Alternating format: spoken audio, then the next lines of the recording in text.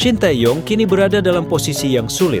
Timnas Indonesia belum meraih kemenangan dalam 5 pertandingan grup C pada ronde ketiga kualifikasi Piala Dunia 2026 zona Asia yang membuat pelatih asal Korea Selatan ini menghadapi tekanan yang semakin berat.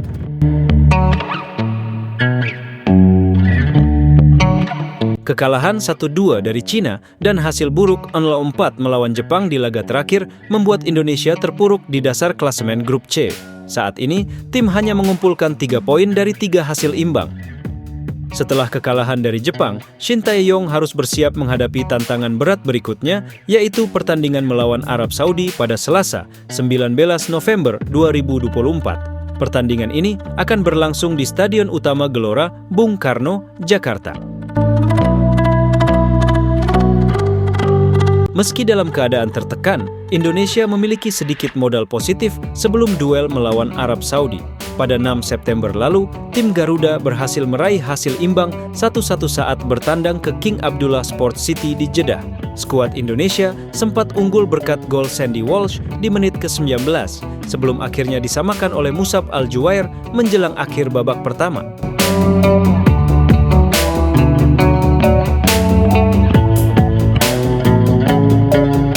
Di sisi lain, tim tamu datang dengan kepercayaan diri yang tinggi. Arab Saudi baru saja meraih hasil imbang 1-1 melawan Australia, yang semakin memotivasi mereka setelah melihat performa buruk Indonesia melawan Jepang. The Green Falcons bertekad untuk meraih hasil maksimal dalam pertandingan mendatang.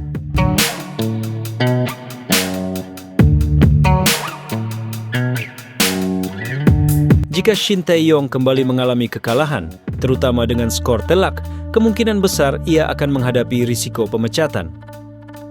Di dunia sepak bola, termasuk di Indonesia, pemecatan pelatih bukanlah hal yang asing. Di Eropa, langkah ini sering diambil sebagai solusi terakhir bagi pelatih yang tidak menunjukkan kinerja yang memuaskan, seperti yang dialami Erik ten Hag di Manchester United. Apabila PSSI memutuskan untuk memecat Shin Tae-yong, mereka tentu akan menyiapkan daftar calon pengganti yang lebih kompeten. 3 pelatih asal Belanda mungkin menjadi pertimbangan yang menarik mengingat banyaknya pemain berdarah negeri kincir angin di timnas Indonesia saat ini. 1.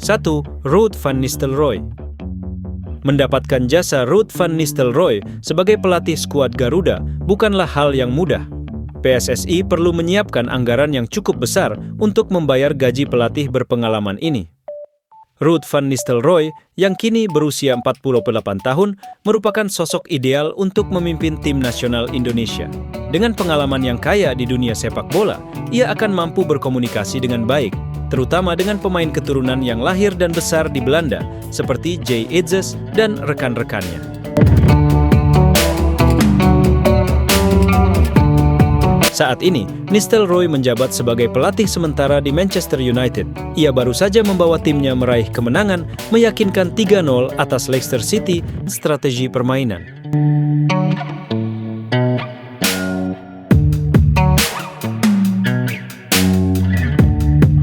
Rumor mengenai masa depan Nistelrooy di Old Trafford semakin menguat setelah kedatangan Ruben Amorim yang dikabarkan akan menggantikan Erik ten Hag.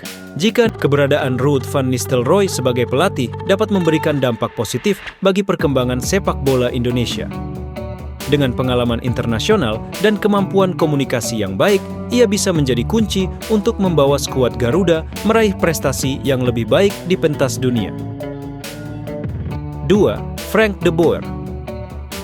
Frank de Boer, yang terpaut 6 tahun lebih tua dari Ruud van Nistelrooy, merupakan sosok legendaris dalam dunia sepak bola. Di usia 54 tahun, ia telah menciptakan jejak yang mengesankan, baik di level klub maupun di tim nasional Belanda. Bagi generasi remaja awal 90-an, Frank de Boer bukan hanya sekadar pemain, tetapi juga idola yang menjadi panutan.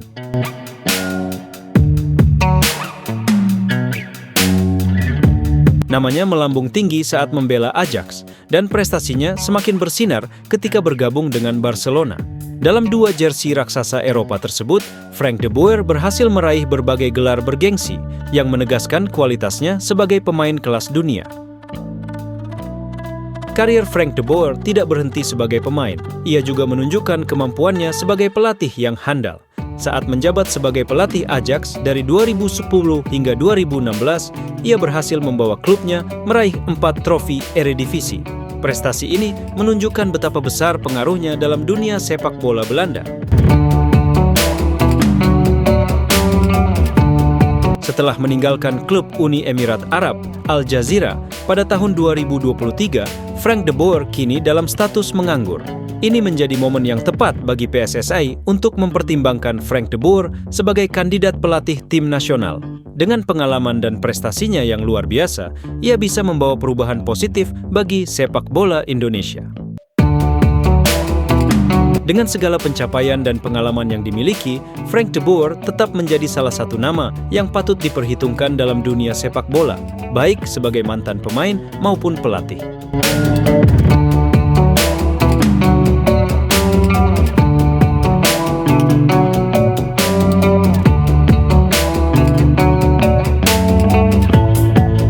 Tiga, Michel van der Gaag. Pemecatan Erik ten Hag dari posisi pelatih Manchester United membawa perubahan signifikan bagi tim, termasuk bagi asistennya, Michel van der Gaag. Meskipun namanya mungkin tidak sepopuler Frank de Boer atau Ruud van Nistelrooy, pengalaman manajerial van der Gaag yang kini berusia 53 tahun patut diperhatikan. Sebelum bergabung dengan Ten Hag di Old Trafford, Michel van der Gaag memiliki rekam jejak yang mengesankan dalam dunia manajemen sepak bola. Ia pernah menjabat sebagai pelatih di beberapa klub, antara lain Martimo, Belenenses, Hermes, FC Eindhoven, Excelsior, NAC, dan Jong Ajax.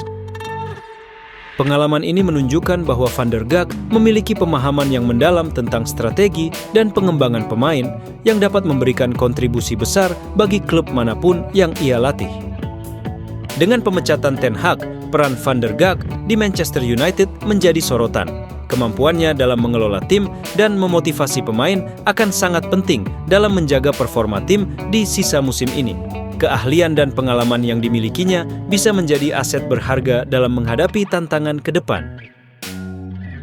Itulah beberapa kandidat pelatih yang akan menggantikan Shin Tae-yong dan mungkin saja akan menjadi pelatih timnas Indonesia di masa mendatang.